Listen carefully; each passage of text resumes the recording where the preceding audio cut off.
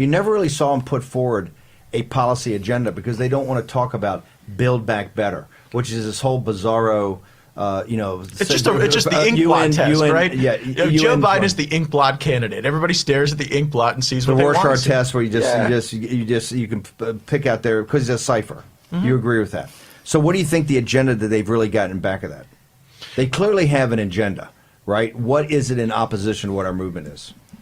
I think that they believe that they can financially benefit and that their interests can financially benefit by eroding the uniqueness of our country and leveraging it for their global ambitions, whether that be forever wars, bad trade deals, or bad monetary policy that ends up benefiting other countries and harming ours. And you know, China is not our friend. Joe Biden holds this view that if we just bring China closer to us, that they will be more like us. But the reality is when we bring China closer, it makes us more vulnerable. And the Chimerica dream that we've been sold by both parties has really become a nightmare for our people. Well, because it's the CCP. You're not only a great patriot, you represent probably a part of the country that is probably in the top 10% of patriotism, right? With the naval base down at Pensacola and all the veterans that have retired there.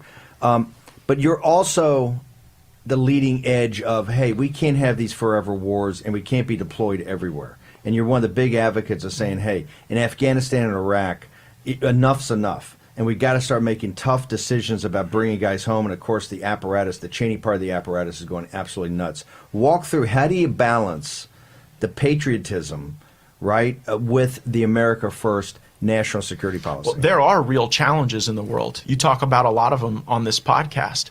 But, you know, we have been trying to build democracies out of blood and sand and Arab militias, you know, for the better part of 20 years. Meanwhile, China has been building trading alliances, infrastructure. They've been building. No, they've been colonizing. Yeah, China's been colonizing. True. So how do you deal with a hostile colonizing power like China? Well, you know, one way is to not think that we have to chase every bad guy in a turban in every cave, you know, everywhere around the world, because China has benefited from our lack of focus.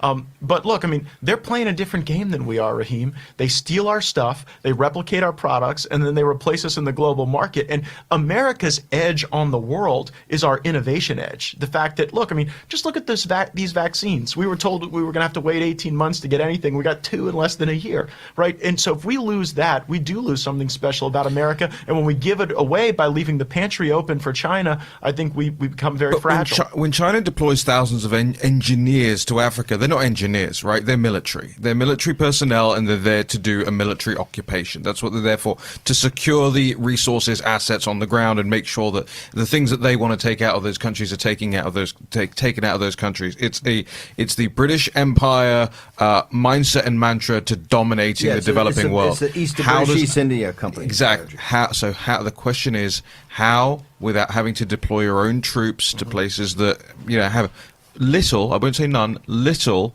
national interest for the United States, how do you combat the CCP?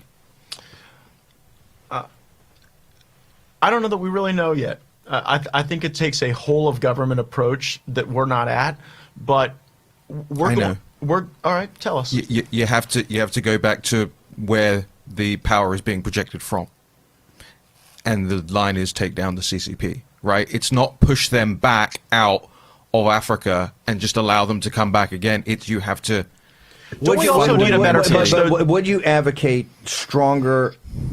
Because right now in the unrestricted warfare, you have information war, which is cyber. You have economic war. Would you advocate stronger, actually direct confrontation with the Chinese Communist Party financially? Cut them off from the dollar, sanction their banks, sanction their individuals, do what we're doing to the mullahs to the 10th power. Because right now you can see with Beijing, Pakistan, Iran, Turkey, and Russia, there's a coordinated effort to control the Eurasian landmass, right, and push us off and take, you know, destroy our allies or co-opt them.